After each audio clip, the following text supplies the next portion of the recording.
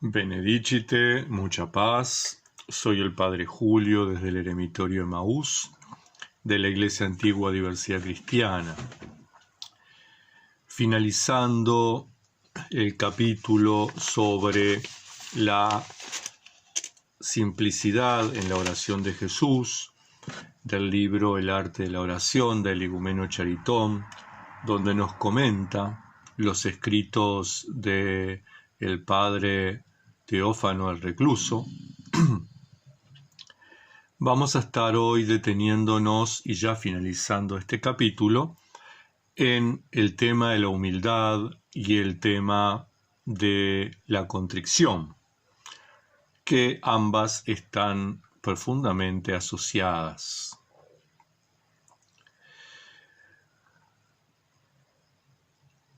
El Igumeno Charitón hace una recapitulación de todo este capítulo y dice que llega a ser una oración interior y merece ese nombre cuando se ofrece no solamente con la boca, sino con el intelecto y el corazón, con sentimiento y atención a su contenido, y cuando, por una larga práctica, se ha llegado a muchos movimientos del espíritu hasta tal punto que sólo permanecen estos últimos, mientras las palabras comienzan a desvanecerse. Insiste nuevamente en esa coherencia de la oración vocal unida al intelecto, a pensar lo que estamos diciendo, lo que están pronunciando nuestros labios, y a sentir en el corazón, en nuestro interior, esos sentimientos que producen estas palabras. Pero que finalmente todo esto va a ir pasando, todo esto nos va a ir conduciendo a la oración interior, y la oración interior es esa unión de los pensamientos y los sentimientos en Dios. Él es, dice Charitón, la única puerta hacia la comunión con Dios, que es el fin de toda oración. Jesús mismo ha dicho: nadie llega al Padre si no es a través mío. Y ciertamente, cuando invocamos el santo nombre, no hacemos otra cosa que pedir esa intercesión, esa mediación de Jesús para llegar al misterio de Dios, al indecible. Dice la Escritura que uno solo es el mediador entre Dios y los hombres, Jesucristo, y por eso es que invocamos su santo nombre, pidiendo su mediación para que nos contacte, nos comunique, nos conduzca a la presencia divina. Y aquí comienza a introducirse en la temática de la humildad y la contrición. Dice el Igumeno Charitón: el hábito de la oración de Jesús se ha adquirido exteriormente cuando las palabras comienzan a venir por sí mismas constantemente a los labios. Cuando hemos iniciado esta práctica, quienes tenemos ya algún tiempo, y miramos atrás, vemos que a algunos les ha resultado más fácil, a otros nos ha resultado más costoso adquirir el hábito de la oración vocal. Sin embargo, cuando logramos adquirirlo, por ahí estamos conversando con alguien y surge en nuestro pensamiento y viene a nuestra boca: Señor Jesucristo, ten piedad de mí. A veces estamos en las tareas, cocinando, lavando, limpiando ropa, trabajando en la huerta o en el jardín, y nos viene a la cabeza, a la memoria, la oración, y nuestros labios comienzan a decirlo. A veces estamos totalmente absortos en otra actividad y espontáneamente surge en nuestros labios la oración de Jesús. Bueno, eso es que hemos adquirido el hábito de la oración vocal, pero no es suficiente. Dice Charitón, se ha adquirido interiormente cuando la atención del intelecto en el corazón ha llegado también a ser permanente, cuando el ser todo entero permanece en presencia de Dios, cuando se experimenta una sensación de calor cuyo grado puede variar en el corazón, cuando se rechaza todo otro pensamiento y sobre todo cuando se está ligado con un corazón humilde y contrito a nuestro Señor y Salvador. Ese estado espiritual se adquiere por una repetición tan frecuente como sea posible de la oración. Y aquí es importante que tengamos en cuenta esos señalamientos. Se ha adquirido la oración interior entonces cuando logramos que nuestro intelecto y nuestro corazón, es decir, nuestros pensamientos y nuestros sentimientos, estén centrados en Dios. Sintamos su presencia siempre, sintamos que caminamos bajo su sombra. Y esa presencia va acompañada muchas veces de esa sensación de calor, ese sentimiento de fuego en nuestro interior, de algo que nos quema, pero que no quema destructivamente, sino que quema constructivamente. Algo que es una llama que alimenta, es una luz que ilumina, que da entendimiento, que permite comprender situaciones. Y fundamentalmente, y más allá de todos esos efectos, la oración interior se da, se produce, se concreta, cuando logramos con un corazón humilde y contrito saber que estamos en la presencia de Dios, saber que estamos en plena comunión. Y es que cuando somos conscientes de que esto que está sucediendo ciertamente tiene que ver con nuestro esfuerzo, pero fundamentalmente es gracia y pura gracia de Dios, entonces sentimos nuestra pequeñez, sentimos, como me gusta decir a mí, una palabra que no está acuñada en la Real Academia Española, pero me gusta el concepto, y es experimentamos nuestra poquedad. Experimentamos nuestra poca cosa, experimentamos esa incapacidad que tenemos de lograr la felicidad y la paz por nosotros mismos. Y entonces, reconociendo nuestra poquedad, reconociendo nuestra pequeñez, sentimos que no somos nada. Ese sentimiento es la humildad. Y nos sentimos incapaces, inmerecedores de esa gracia, y esa es la contrición. Es las sandalias en los pies, el anillo en el dedo y la ropa nueva que el Padre bueno le pone a su Hijo pródigo. Humildad y contrición entonces.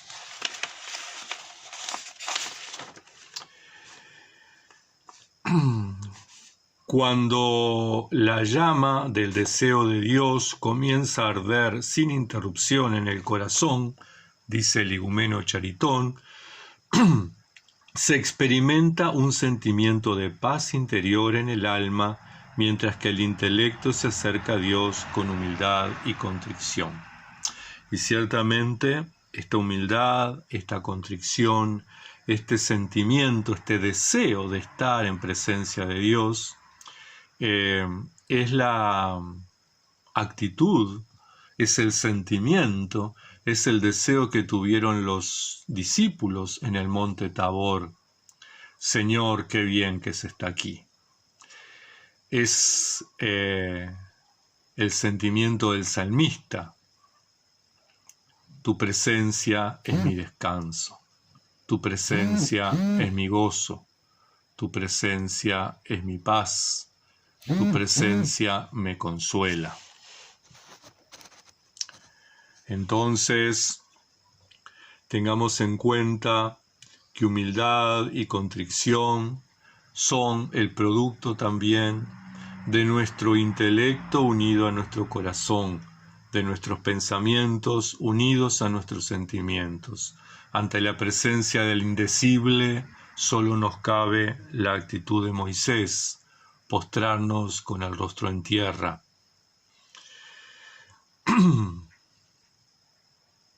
Los santos padres, continúa comentando el igumeno Charitón, han establecido para aquellos que alcanzaron el estado que acabo de describir, que desechen la idea de que ya no deben esperar nada más y que no se imaginen que han llegado a la cumbre de la oración o de la perfección espiritual. La gran enseñanza de los padres. Para la oración no hay límite, no hay meta. Siempre se va avanzando en ese camino hacia Dios hasta que Dios llegue a ser todo en todos, como dice el apóstol, ¿verdad? Y entonces, porque tengamos determinadas experiencias de paz interior, porque tengamos determinado gozo espiritual, porque tengamos esa sensación de iluminación, no nos llenemos de vanagloria, no nos llenemos de orgullo. Eso es producto de la gracia de Dios. Nosotros no lo merecemos. Nosotros no somos dignos. Nosotros no somos capaces. Es pura misericordia de Dios, pura bondad, pura acción de la gracia. Entonces, a medida que vayamos avanzando en esta experiencia de oración, tengamos la certeza de que siempre queda algo por recorrer. Solo Dios dirá hasta cuándo, y ese tiene que ser nuestra meta, cuando el Señor diga hasta aquí. Mientras tanto, avanzar y sabiendo que nunca estamos llegando y que cuando logramos algo no es producto únicamente de nuestro esfuerzo.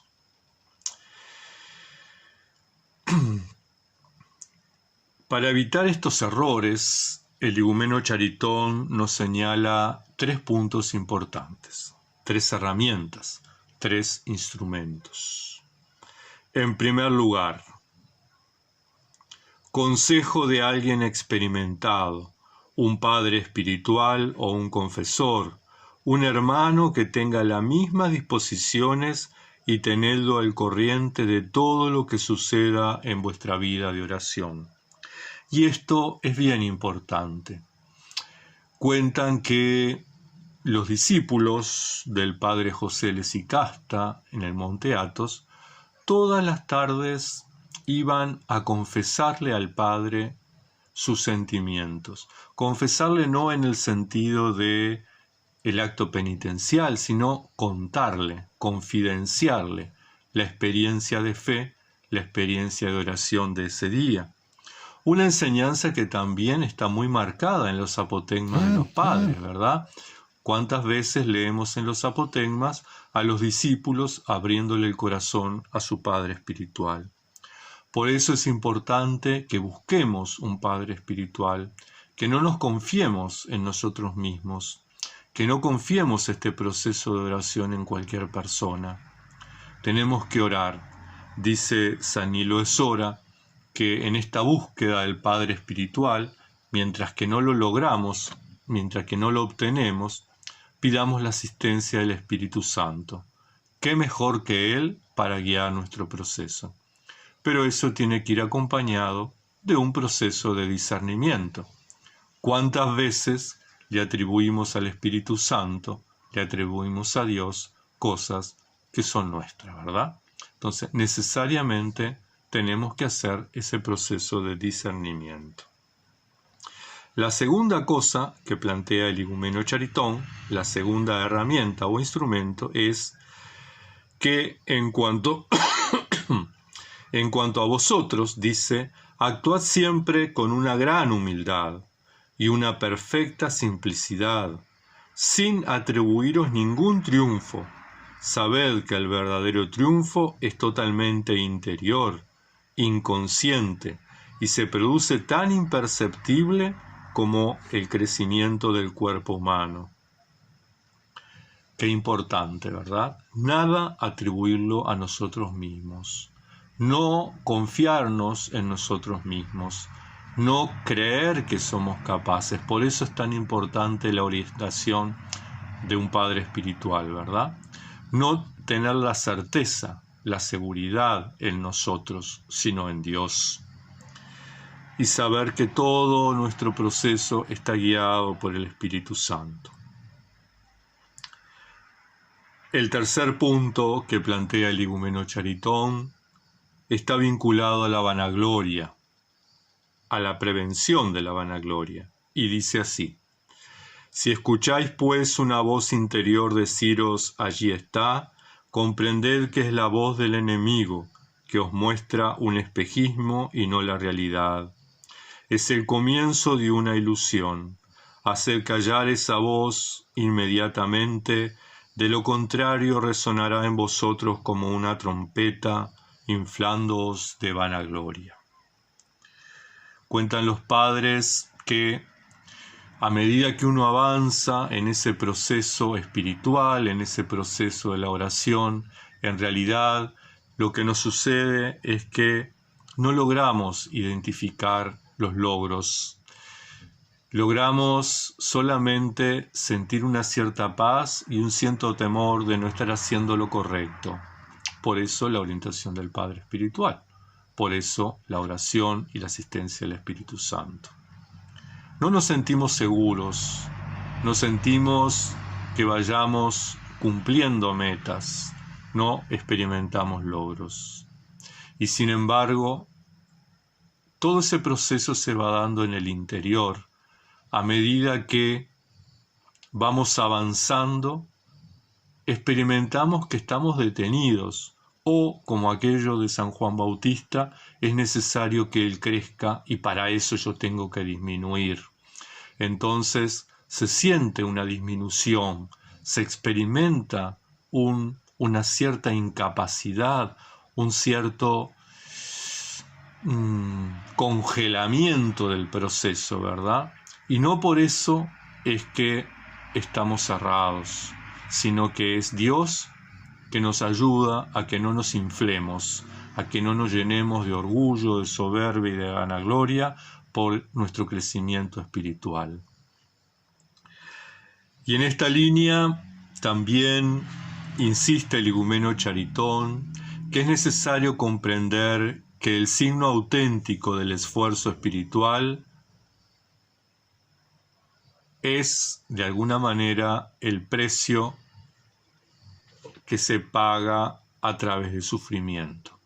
Y no sufrimiento en una idea o en un concepto de una práctica de autocastigarnos, de flagelarnos, de usar cilicio, ¿verdad? No. El combate espiritual, el combate con nuestros pensamientos, el combate con nuestros sentimientos, el combate con nuestros deseos, nos produce una cierta frustración, un cierto sufrimiento, ¿verdad? Un sufrimiento, digamos, en positivo. El sufrimiento de ir venciendo aquello que nos estaba venciendo, ir rompiendo con aquello que nos estaba destruyendo. De alguna manera es el sufrimiento del parto, ¿verdad? El niño que está apretado, apretujado y empujado por el canal de parto, que pierde esa quietud, que pierde esa tranquilidad, que pierde esa seguridad, que pierde ese confort para ingresar a un mundo nuevo, para ingresar a la vida como ser independiente fuera del útero de su madre. Ese mismo sufrimiento de alguna manera lo experimentamos nosotros en la medida que vamos avanzando en el combate espiritual. Dice el igumeno Charitón que toda lucha, ya sea física o espiritual, que no esté acompañada de sufrimiento, que no requiera el mayor esfuerzo, permanecerá infructífera. Y es que para adquirir el hábito de la oración, tanto exterior como interior, necesitamos hacernos violencia, necesitamos esforzarnos, necesitamos combatir. Y eso, de alguna manera, nos produce una cierta frustración, un cierto dolor, una cierta renuncia. Y dice Charitón, muchas personas han trabajado y trabajan todavía sin esfuerzo, pero a falta de esfuerzo no conocen la pureza y no están en comunión con el Espíritu Santo, pues se han separado de la austeridad del sufrimiento. Aquellos que trabajan mediocremente y con negligencia pueden aparentar grandes esfuerzos, pero no recogerán frutos, pues no han asumido el sufrimiento. Y esto es importante.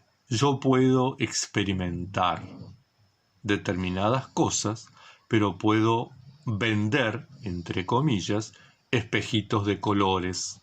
Yo puedo demostrar que soy una gran persona, yo puedo demostrar que estoy en comunión con Dios, yo puedo demostrar mis capacidades, yo puedo demostrar mis logros. Sin embargo, al que tengo que demostrarle, en primer lugar, es a mí mismo y a Dios. Entonces, mi mediocridad muchas veces hace que otros puedan ver cosas importantes, les puedo mostrar, les puedo convencer, pero si yo no me convenzo a mí mismo, si yo no vivo esa experiencia de Dios, si yo no me convenzo realmente de que estoy en ese proceso, los frutos no van a permanecer, no van a ser sólidos.